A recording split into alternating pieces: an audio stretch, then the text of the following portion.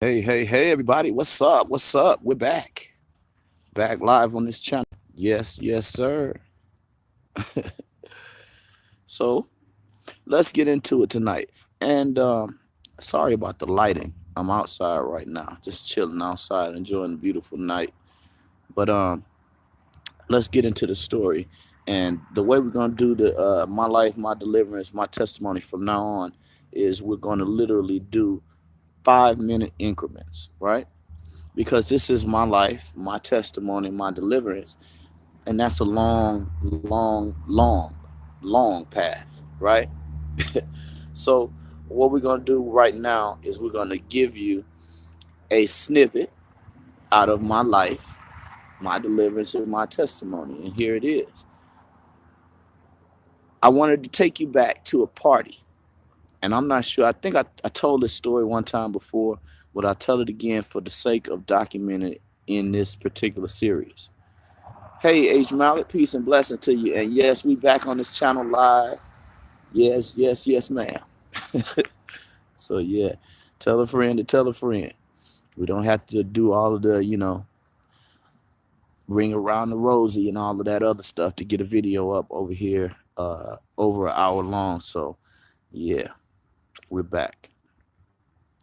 And thank you again. Thank you again to all the new script subscribers. This channel is about to pass the channel that we had before as a main channel. And so yeah, I thank y'all, man. I thank y'all. And so again, my life, my deliverance, my testimony as a series is going to be very long. So what I've decided to do is to make these things short snippets, right? Short snippets, 5 minute snippets. All right. So let's go. Let's jump into one particular snapshot of my life that I want to tell you guys about. The old party me, right? I always tell y'all that old nigga that I used to be. I always say that old nigga's dead. But anyway, that old life, I want to give you a snippet of my old life, my old way. And then at the end, I'm going to give you the moral of the story. So there was a night, or a day rather, because it started off, I think I was a senior in high school at this time. And being a senior in high school, you have a lot of freedom. You got automobiles, you might have a job, which means you got a little money. You got a girlfriend, most of us, or you ladies, you got a boyfriend, possibly engaged as a senior in high school. So during that time, I was a real party animal, y'all. I'm talking about party hardy. Y'all, I don't know if these youngsters nowadays that go to all these raves and all of these little hangouts in the corner and the little, you know, cracker jack box, y'all hanging in, smoking your weed and popping your pills and raping all these girls and whatever y'all doing nowadays. But back when I was growing up, we had real parties, like a house party. Not to mention all of the record release parties that we did with the hip hop group that I was dealing with. Uh, we literally had in my senior high school senior time and that day, we used to have parties, family, house parties. I know y'all remember Kid and Play with the house party series. We literally made that literal, real, right? So this particular day, we leave in school. All of us are planning to go to a party that night. The party was supposed to be at a friend's house, which parents were going to be out of town, right? Or what we thought they were going to be out of town. You'll see what I mean in a second. So we all at the school, word of mouth passing around the word about this party, and everybody, we getting all of the girls to come, because at any party, you want it to be 70-30. You don't want it to be 50% men and 50% women. You don't want it to be 70% men and 30% women. You want it to be 70% women and 30% men. You understand what I'm saying? Some of y'all brothers did what I'm saying. 70-30, right? 70-30. 70% women, 30% men. All right. So we running around that whole day, grabbing, every girl, every chick we could get, every woman that got some beauty about her, every woman with a car. You feel me, Ishmael? We doing that, and absolutely, my particular group of fellas that was actually literally planning this party with the brother that his parents was out. We were planning on just balling out, just going balls out, not saving nothing for the next day. You understand? We was planning on going to have and create pure havoc in the town. I remember my friend Ronald Quinn. He had a bootleg stick of dynamite. I don't know if y'all ever seen that kind of shit in your life. This brother had a bootleg stick of dynamite. It was literally a pipe bomb. That's what it was. It was a pipe bomb, homemade pipe bomb. And when the 6 hour bell rang, we left, jumped in the truck with Ronald Quinn, and it literally was a truck. All of us on the back, on the bed of his truck, and 4 people in the cab of his truck. The truck loaded down, scraping. We hit bumps. There's so many people in the truck. Cause we finna go get drunk, high, go to the hood, and invite some more people to this raging party that we planning, right? We riding all around town, telling everybody in every hood, come to the party, come here, come here, come here, do this, blah, blah, blah, blah, blah. Bring this. So by that time, when we had ran over the whole town, ran through the whole town, acted a fool in the whole town, drummed up all of this, yeah, when it was legal to ride on the back of a truck, straight up. And this was in Louisiana. So it was not only legal, but it was common to ride on the back of the truck. You know, after we had went and painted the town red and lit up the whole town and, got everybody to come to this party, everybody saying, yo, we coming, we coming, we coming. We go to the actual house where the brother's at. And I'm going to call the brother's name. And if he ever sees this, I want him to vouch for it. And I want to tell him now, Aaron, years later, I apologize to you, fam, for what happened that night. And I still owe you some money. Yes, I do. Yes, I do. I had to be honest. I still owe you, Aaron. So I want you to know I love you. And whenever I see you, I might pay you. Anyway, we get to Aaron's house, family, and he's there. His sister is there. The parents have already left, right? Young folk, learn a lesson. Take a lesson from your brother. If you're going to plan a party is not only planning, but it's communication with the people that are going to be in the party, helping you set up and stage the party. Communication. I'm saying that because when we talked to Aaron, the idea was that your parents were going out of town. That means gone. But when we got to the house, it was expressed to us that they was gone already. We're thinking, oh, it's cool. The sun is going down. It's getting dark. We already toe down, ready to get the party started.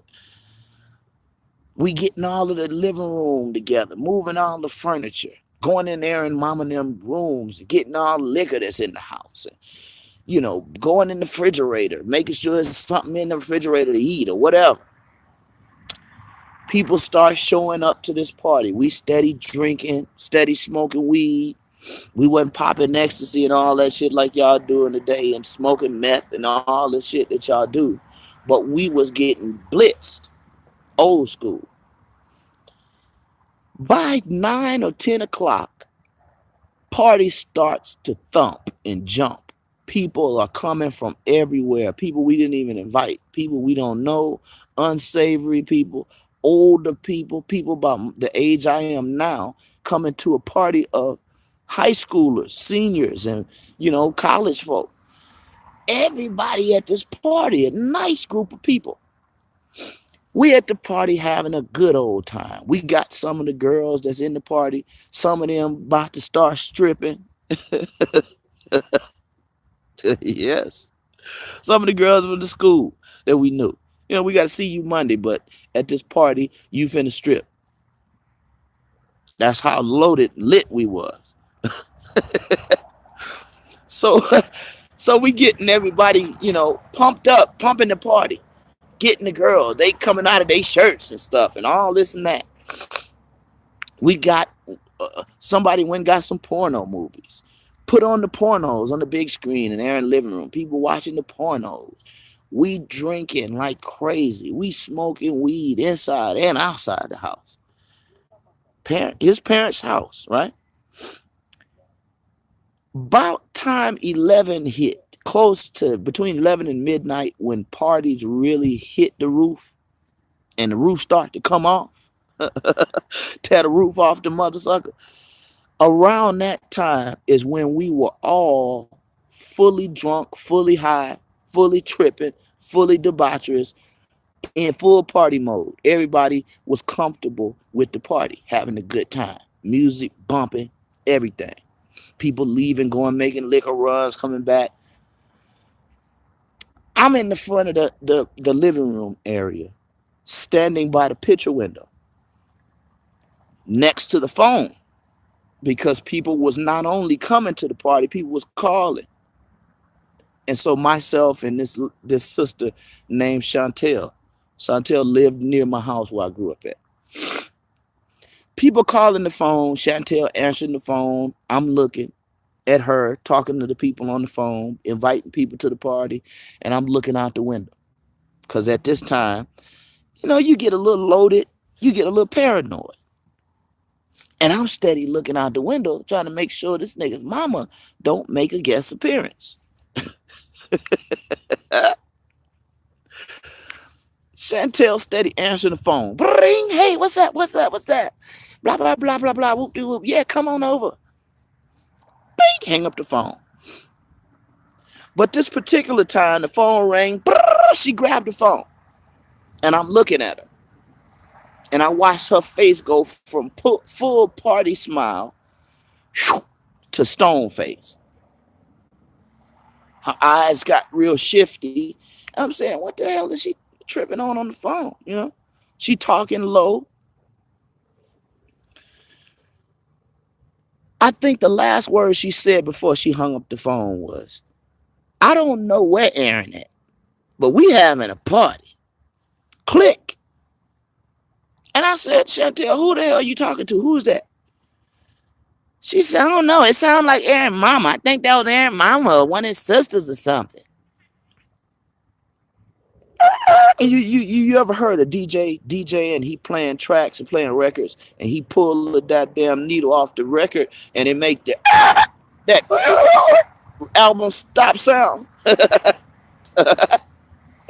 That's what I heard in my mind. This girl here hung up the phone on Aaron's mama and told her she don't know where Aaron is, but we having a party. Number one, Aaron, you shouldn't have left your house, family. You don't do that. Y'all youngsters that might listen to this, you sneaking, throwing a sneak party, a house party. Don't leave your goddamn house to 50 or 100 or 200 people you don't even know. People don't even got no kind of, no connection to you. If they burn your floor with a cigar, shit, they stomp the cigar out on the floor. They don't care. So if you're going to throw a party, you got to stay there to make sure the house don't get burnt down or the roof don't get tore off. You dig? So Chantel said, Aaron ain't here. We having a party. She hung up the phone. I'm saying, who is that you talking to? She said, sound like his mama. Could have been his auntie. Well, whoever. I'm saying to her, why the hell would you tell him that if you thought that was his mama? The record stopped in my mind. In real life, in real time, the party's still jumping. Girl stripping over here, porno over here. They was getting high back there. They getting drunk in the living room. Everybody dancing. People outside acting a fool. You dig? So I say, man, listen. I got to find Aaron. I start running around the party like a chicken with my head cut off, talking to all the people that I came to the party with to set the party up. Man, Ronald, you seen Aaron? Nope. Shannon, you seen Aaron? Nope. You seen Aaron? You seen Aaron? No, no. He went to the store. He left with this person. He left. I'm saying, oh shit. Yes, H. Mallet. Mama was on her way home. That's why she called. And then to hear, just think about it at our age, family. H. Mallet, to hear. We call our home. I call my house. You call your house. And some strange chick pick up the phone, music in the back, boom, boom, boom, boom, boom, music in the back, niggas screaming. Sound like the baddest party. Sound like you in Madison Square Garden.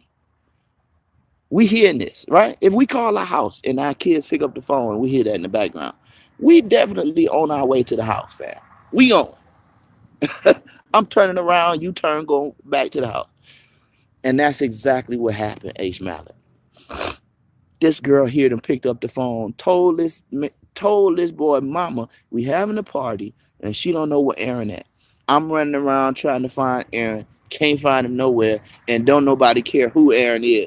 Some of the people I asked, you seen Aaron? Some of them said, who the fuck is Aaron? We don't know no goddamn Aaron. Who is that? You in his house. You in his mother's house, nigga. So at the end of the day, watch, we don't find Aaron. Aaron's out somewhere doing something, whatever. Probably, you know, doing sodomy or whatever. Doing oral sex or something.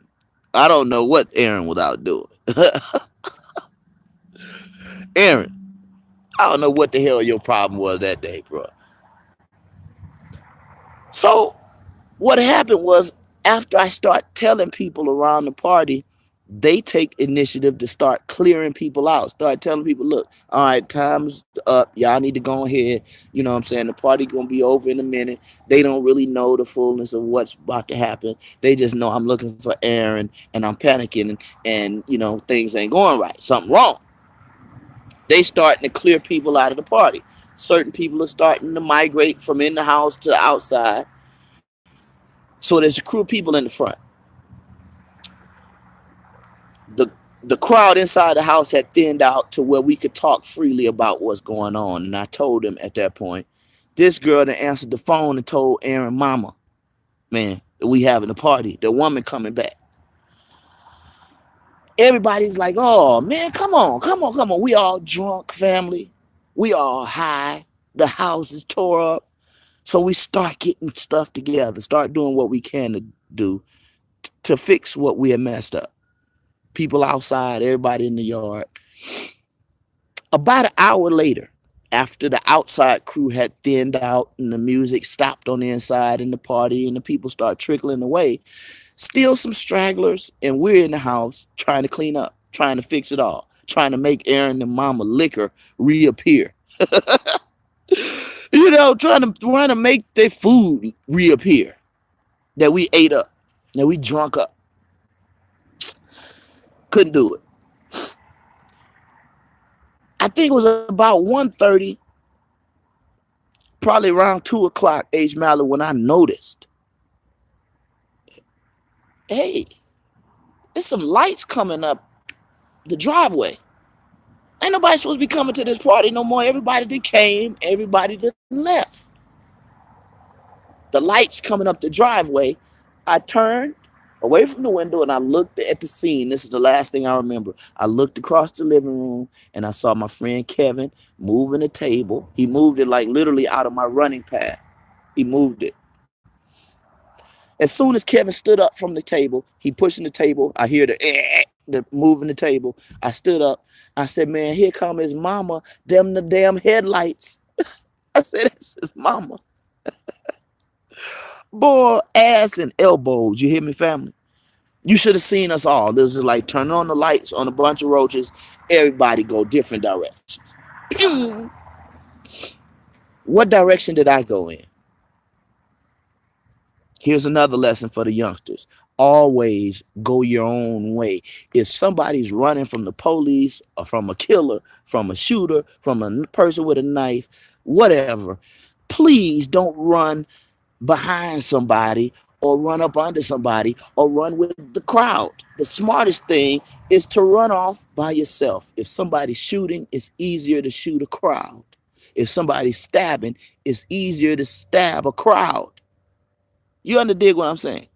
Run your own way. That's what I thought I did. Remember, I was drunk. I was fucked up. Excuse me. Tore down.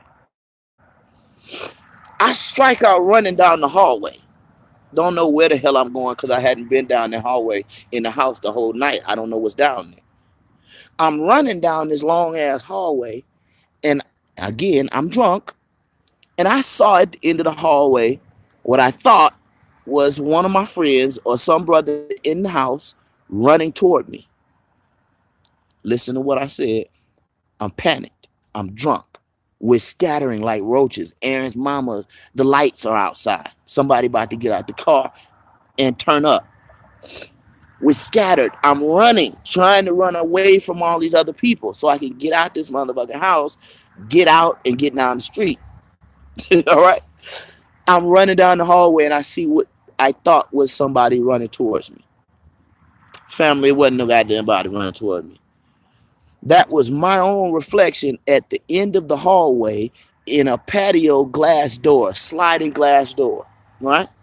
And you know, down south, they have storm windows, double pane, right? It's not like out here in California, you get a sliding glass door out here. You would kick that door and the window will fall out, H Mallet. In the south, storm panes, double glass. You notice in the south, most of the old sliding glass doors, they a little bit fuzzy in the middle. That's because that's some thick ass glass and there's two of them. Anyway, I'm running like this, family. Look, watch this. Trying to get the fuck on. Listen, I'm picking up speed.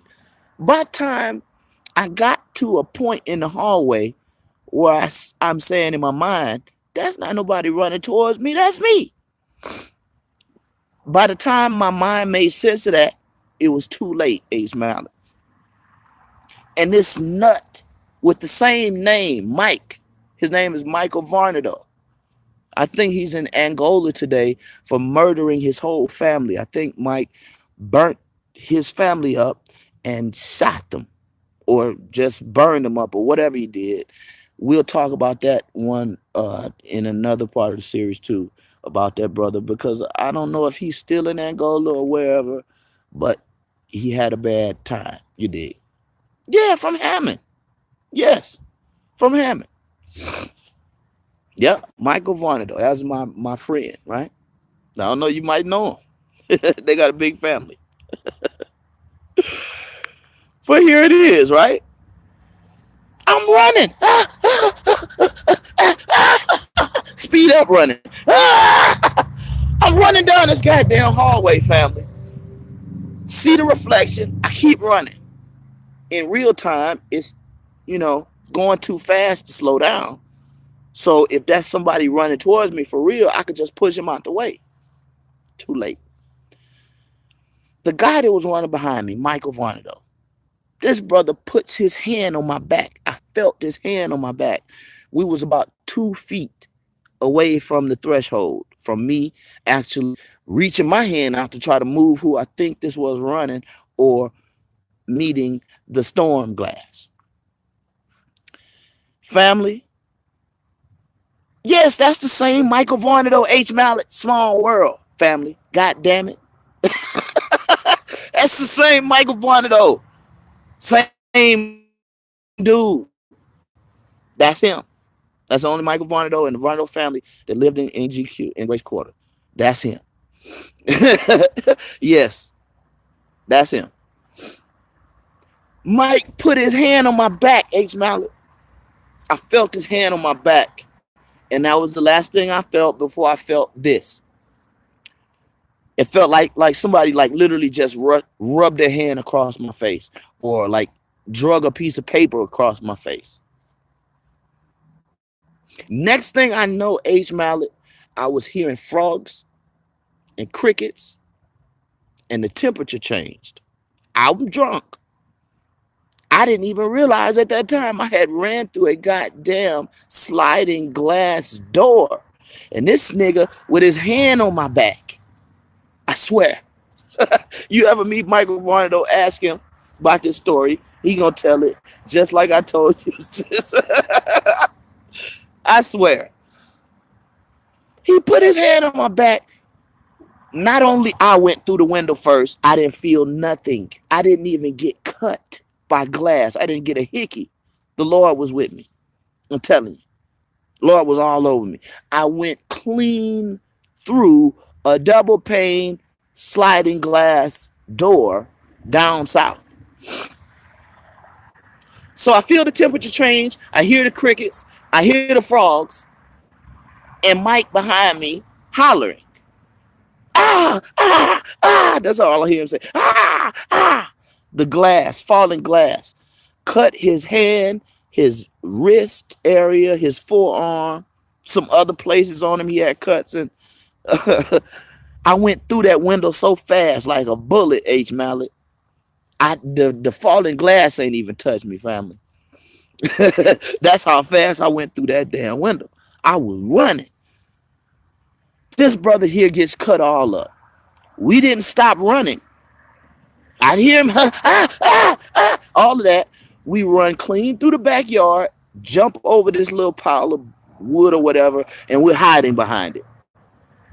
Peace to Aaron Sirite. We're hiding behind the wood. He over there, man, goddamn. And I'm saying, shh, I'm trying to listen. Guess what, goddamn it? Excuse me. We hear laughter in the house. We supposed to hear a gunshot. We supposed to hear Aaron mama come out. What the fuck is going on in my house? We hear laughter. I look at Michael Varnado and I stood up. I walked across the wood pile, back through the glass in the hole in the house where it was a glass door. I walked back inside, and guess who in the hell it is in there? More women coming to the party. Wasn't even Aaron mama, family. We found out that Aaron mama showed up about an hour or so after we left in the twilight hours of the morning, wee hours of the morning, like 3 or 4 or something like that. So now it's worse. Not only is the house tore up, not only is these girls that come and witness all of this craziness, they seen us that ran through this man, this man's mama's sliding glass door. She see us coming back in. This brother bleeding, his shirt all messed up. Everybody like, what the hell happened? What's going on? And man, Chantel answered the phone for his mama, told her we was having a party. Aaron's not here, and Aaron still wasn't at home after we ran through that glass. We waited around maybe 20 minutes. Michael Varnado left because he had to go take it, get himself cleaned up, get all the glass out of his skin and shit. We stayed there trying to wait on Aaron to come back. Strategically, we moved all the cars out of the yard and stuff. We just hanging around in case we had to run. Aaron's silly ass still didn't show up. If you know Grace Quarters, if you know Michael Varnado, you should know Aaron Art, because Aaron lived in Grace Quarters too, right across from the Blue Store, back during this time. Yep, Aaron Art. So yeah, I don't want to get into all of the brother's personal about what he used to, where he used to live it, but if you know Mike, you should know Aaron, and just ask around. They all tell you, yeah, that nigga did that. That was true. That's a real story. So anyway, to make a long testimony in my life and my deliverance just a little bit shorter. And I said this was supposed to be 5 minutes, man, but I don't think I'm gonna be able to stick to the 5-minute rule because my story's got a lot in them. Here it is. The next Well, no, it wasn't the next day because I think this was the weekend, but that Monday when we went back to school. Excuse me. I know where that is, but I never went there. You know, I'm from. Oh, you from Covington? Yeah, and all of that's home space. I have a lot of party times in Covington too. I think I'm gonna tell one of them parties where I had to be driven home from a party. I was that drunk. I used to do a lot of drinking, throwing up in my car. I mean, wait till you hear that one. They had to lock me in my own car, keep the keys that night. They locked me in my car, woke up, puke all on the windshield on the inside of the car. From Covington. Boy, they party hardy in Covington. Yeah. But yeah, Covington, Mandeville, we used to party all over that area. Slidell. Mm-hmm. Yes, ma'am. So Monday morning, y'all, we get to school, and here's Aaron. Now I said, man, what happened, bro? And you nigga, you know what happened. His mama then went off. He got punished, all kind of shit and everything. Him and his sister, I forget his sister's name. I forgot his sister's name. Damn, I shouldn't have forgot his sister's name. But if she see this, you forgive me. I'm sorry, I forgot your name. He tells me, man, you gonna have to pay my mama for this glass. You gonna have to pay for that. And believe it or not, family, from that day till we left school, till we got out of school, till I became a hip hop local hip hop legend, basically in Southeast Louisiana with the group Click Tight. And shout out to Lil Cali, shout out to Duck, shout out to Big Trey, shout out to Nank, shout out to Champ, shout out to C Style, did I say shout out to Cordy, shout out to Bird, all the cats that was rapping with us, and the people that I didn't name. All the way even through that, which was years later, we built a big old hip hop scene in Southeast Louisiana. Y'all realize I never paid Aaron that money? Nah, I didn't. I didn't. Every time Aaron see me, Age Mallet, he say, man, when you gonna pay me for my mama and them glass door? And I bet you today, if I was to see Aaron, if Aaron gets this video, he probably gonna put it in the comment section. Where's that goddamn money for my mama sliding glass door? Y'all, I ran through it, and I never paid that man his money. The moral of this story, pay your debts. God damn it, look at this. If Aaron's mother's window, her door, would have been a spot on my credit, it would still be a spot on my goddamn credit because I never took care of it.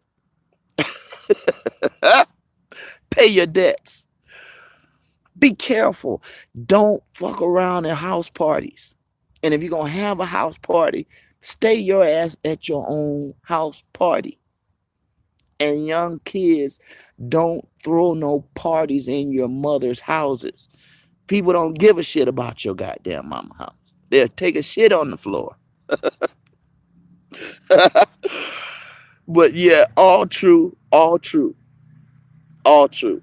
And I'm so glad that you came here, H. Mallet, to kind of, confirm some of the things. And the brother Michael Varnado, man. And shout out to Michael Varnado, man. I don't know if you're in prison or if you're out, but man, I pray that your scars from that have healed and you got all that glass out your system. And I pray, man, that whatever happened that you went through, brother, I pray that it changed you for the better. And I pray for the souls of the people that died. Now, he's in there. Damn. My uncle was in Angola for like 20 years. Angola ain't nothing nice. I don't know if he in Angola or in Elaine Hunt or some other place, but the last time I heard he was in Angola too. And I got a couple more friends murder, from murders that they committed that's was in Angola and probably still is. Shout out to Courtney Kimball. Shout out to Teroy, Kuda and Teroy. Shout out to Button, all the brothers in Mooney. Shout out to all y'all. Love y'all. And we'll get deeper into that. And I'm going to tell y'all more about the set and the place that I grew up in Hammond. Yeah. So, yes, y'all. That was just another snippet. Damn. You love Miss Beverly? We done. You got to rewind it, Miss Beverly. Got to rewind it. But y'all, I'm going to say with that, I love y'all. And thank you, H. Mallard, again. Thank you. I enjoy y'all, man. Enjoy y'all's presence. And y'all come on back now because we back live on this channel. So, yeah. Like, share, and subscribe. Miss Beverly said you said 3. Yes, I was a bad, bad boy. My God, I was terrible. Peace, y'all.